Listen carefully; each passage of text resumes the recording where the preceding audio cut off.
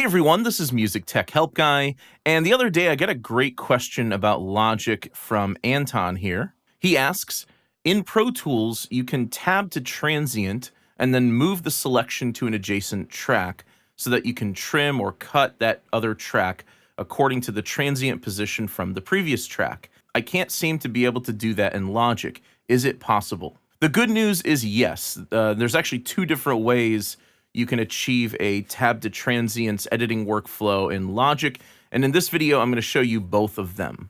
The first method uses the Playhead position to detect transients, and the second method uses the Marquee selection to detect transients. But I do want to make something very clear though, and this is the bad news. Neither of these methods are as quick and efficient as Pro Tools tab to transients function. Now, I'll be the first to admit I have a love-hate relationship with Pro Tools, but there are just certain audio editing features that Pro Tools does better than any other DAW, and tab to transients is just one of the best or the best transient editing functionality I've seen in any DAW. So just keep in mind that these are both workarounds, not equivalents to tab to transients. So first, let's start with the Playhead position method. So I've got a few loops here. I've got some keys, a drum loop, and then a bass loop. Let's see what these sound like as is.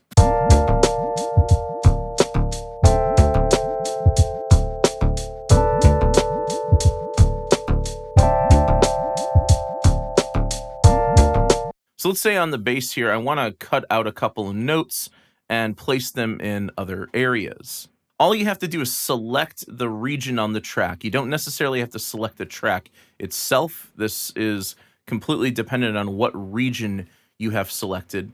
And then you can use the shortcut Control, and then you can press comma or period. But I like to think about these as the greater than, less than brackets, their secondary function. So Control, comma, will tab to the left. It'll tab to the transients to the left, or rewind to the previous transient. And then if I press Control period, it will tab forward, or it'll move forward to the next transient. So you can use this to tab forward or tab back, or move forward or move back. And then what you can do is there's another shortcut here, and that is Command T. Command T allows you to separate or split the audio at the Playhead position. So I could just move over to the next transient and hit Command T. Then I could just copy this note. And then what I could do is select this region, tab over to the note that maybe I want to replace. And then I can go up to my drag mode, make sure this is set to no overlap so I don't get overlapping regions. And I could just paste in that note. Or I could press down or up, go to a completely different track, and I could paste that sample on another track, or maybe it's a loop or something you're trying to separate. So I could do this with the drum loop as well. I'll just select the region, and let's say I'm trying to cut a portion of a loop or of a recording out and make it a loop. What I can do is just, again, hold Control, and then press the comma key, Command T to split, Control period to move forward, Command T to split, and then I can pull this down to a new track, and essentially I can create a loop out of any section I want.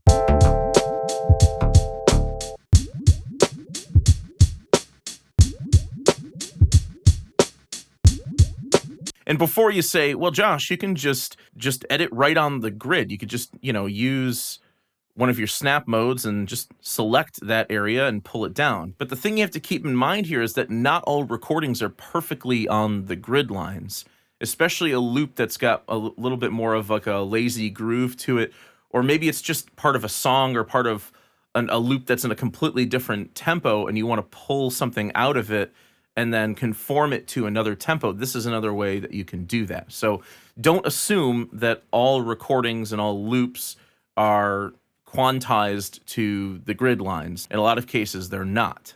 Now, another function you can do with this is you can do some like really minimal drum replacement. Now, I don't recommend using this for like long examples, but if you have a short example like this, especially if you're working with a loop and you want to just layer up a loop with an additional sample, this can be pretty helpful. So here I've got a kick sample, and it sounds like this on its own. So it's just got a little more punch than the kick in the drum loop. I'm going to go ahead and press Command X to cut that. And then what I'm going to do is select the region here, and I can use that rewind or forward by transient shortcut to select a transient. Then I can press down to move down to my sample track and paste in the sample in that position. Then I just press up to go up to the drum loop, and then I just move over to the next transient, down, paste it in, up, move over to the next transient. That's a snare. Let's go to the next kick, tab down, paste it in. Here you can see that the playhead's gone past the next kick drum, so I'm going to have to tab back. Then I can tab back down, paste it in, and so forth and so on. Now, what I will say is that Logic's tab to transients function is not nearly as precise as Pro Tools. For example, that note right there, I know that's a snare, but what if I wanted to get the playhead selection right here on the big transient, not the small transient? So the sensitivity of Logic's transient detection is quite a bit less precise than Pro Tools. But you can, like I said, you can do some basic drum replacement this way if you're just trying to sort of layer up a loop or something like this with another sample to sort of beef it up a bit. And again, here's another example where I've got like a little bit of like a hi-hat or something before the actual kick sample, and it doesn't want to snap to the transient. So in this case, I'm going to have to manually set the playhead position, press down, and then paste it in. So there's some, manual workarounds I'm going to have to do to make that work. Okay, so off screen, I went through and replaced almost all of the other kicks. I've just got a few more here I need to finish up, so I'll go ahead and do that. Go back up, tab back, press down, Command V to paste, up, move over to the next transient, down, Command V to paste. So again, not a perfect process, but it'll help you out in a pinch if you just need to do some really simple sample layering like this and you don't want to resort to MIDI or you don't want to have to use the drum replacement tool in Logic.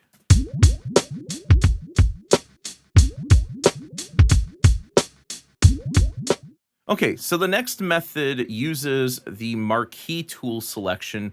I find it a bit more precise, but the downside is it doesn't use the playhead selection, so it makes it very difficult to sort of move things down to other tracks without taking your hands away from the keyboard. So I'm going to show you this method as well. In some situations, you may find it more useful than the previous method. So what I'm going to do is I'm going to turn off bar snap, no snap at all, and I'm going to change my edit tool over to the Marquee tool. Then what I'm going to do is instead of making a selection like I normally would with the Marquee tool, I'm just going to click with the Marquee, and what that's going to do is make just a Marquee selection point. Then what you can do is just use the left and right arrow keys to tab forward and backward between the transients, to move forward or backward between the transients. Now, you can't use the Command T shortcut to split the audio, but what you can do is you can use Control Command T, which will split at the Marquee selection. So Control Command T separates. The only downside is you lose your Marquee selection. See how it's been lost? So you just have to click again and then move over to the next section you want to split. Control Command T again, and there we go. Now I've got my perfect 1-bar loop there, and I'm just pressing Command U to set the locators. And if you look real closely, you'll notice that the selection is not perfectly on the grid. And that's why this transient editing is so helpful, because it helps to be more precise with recordings and loops that are not perfectly on the grid.